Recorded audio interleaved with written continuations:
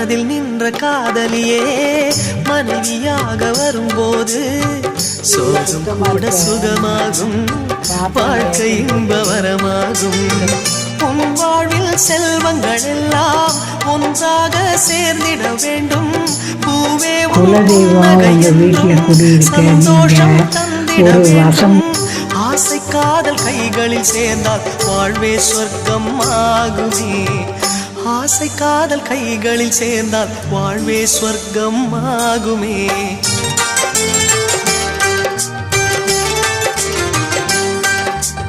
ஆனந்தம் ஆனந்தம் பாடும் மனமாசையின் ஊஞ்சலில் ஆடும்.